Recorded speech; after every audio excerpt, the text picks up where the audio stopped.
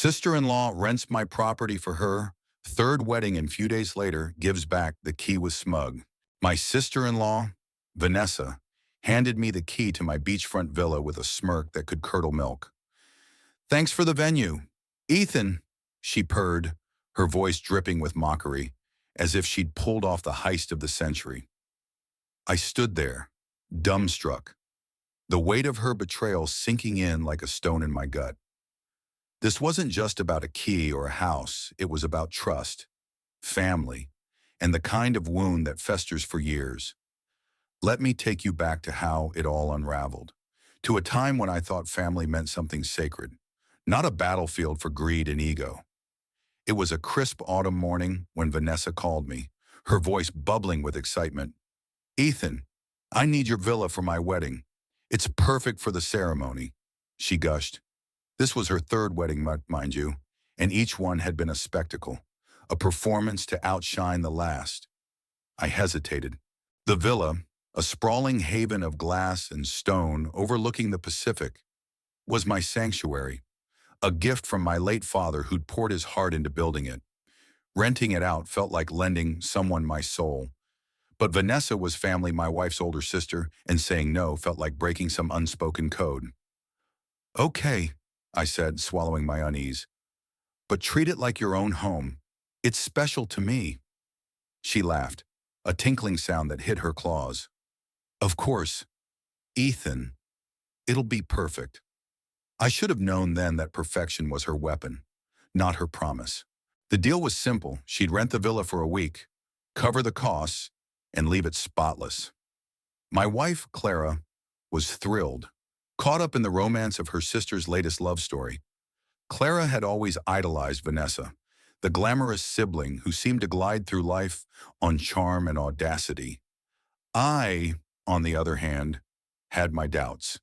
Vanessa's first husband left her after she maxed out his credit cards on a whim. Her second marriage ended in a scandal involving a misunderstanding with a business partner.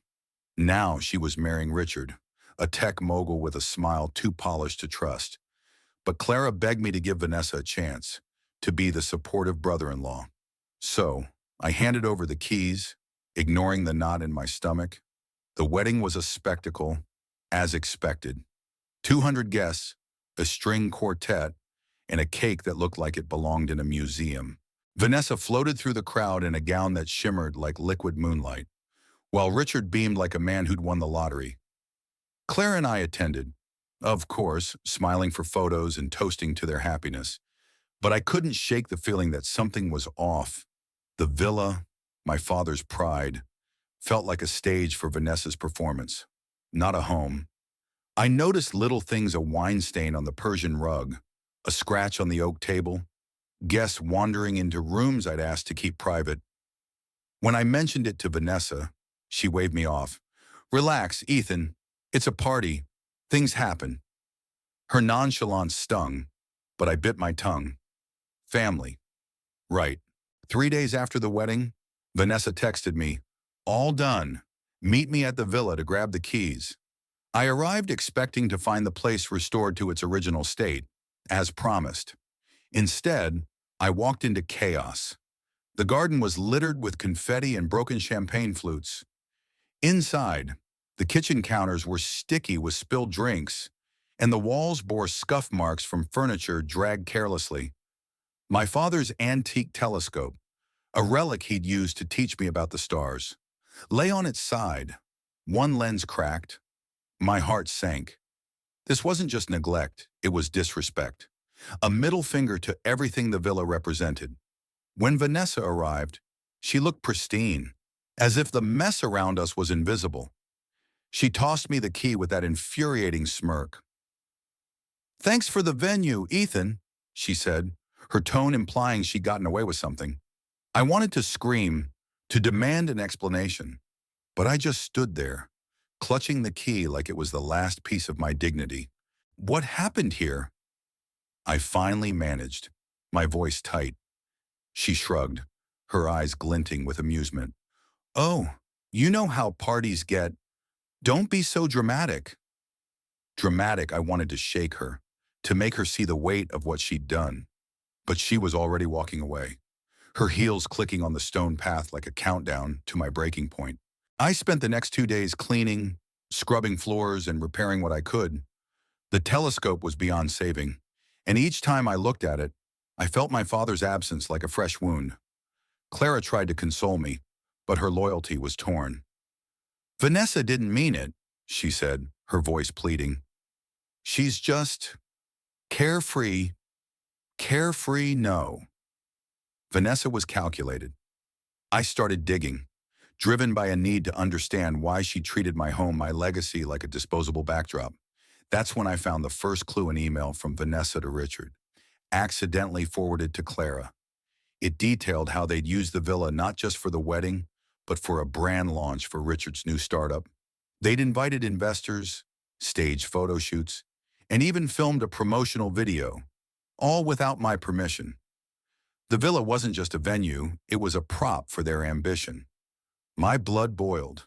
I confronted Clara, who looked ashen as she read the email. "She lied to us," Clara whispered, her faith in her sister cracking. I nodded, but my anger was tempered by something deeper, grief for the trust we'd lost. I called Vanessa, demanding answers.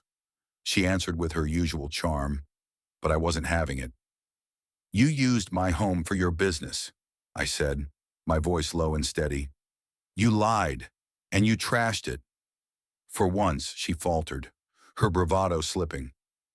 "Ethan, it was just a little side event. We paid you, didn't we?" "Paid me?" The rental fee was a fraction of the damage, and no amount of money could replace the telescope or the memories it held. I hung up, realizing she'd never see the harm she'd caused. Clara and I argued that night, our voices rising as we grappled with the fallout. She wanted to forgive Vanessa, to preserve their sisterly bond, but I couldn't. Not this time. The villa wasn't just a house, it was my father's dream, my refuge, and Vanessa had treated it like a commodity. I decided to act. I contacted a lawyer, not to sue, but to ensure Vanessa could never rent the villa again. I also sent her an invoice for the damages, itemizing every scratch and stain. She called me petty, but I didn't care. This was about boundaries, about protecting what mattered.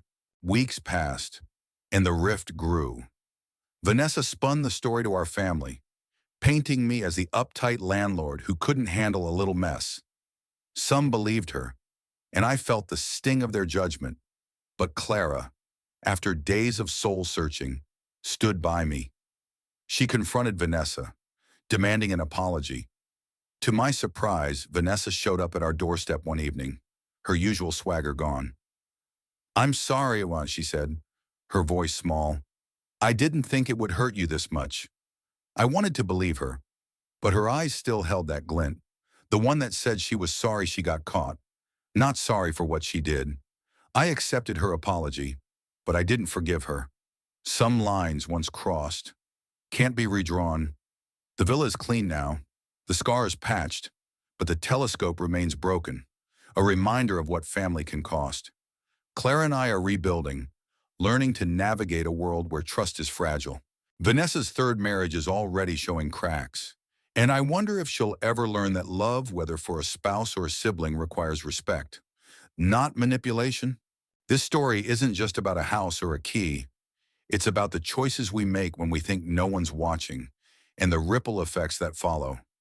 Was I too harsh, drawing a line in the sand, or was Vanessa's betrayal a wake-up call? A chance to redefine what family means. I don't have all the answers. But I know one thing, trust, like a home, takes years to build and moments to break. What do you think, who was right and who was wrong? Share your thoughts, because in stories like these, the truth often lies in the spaces between. End.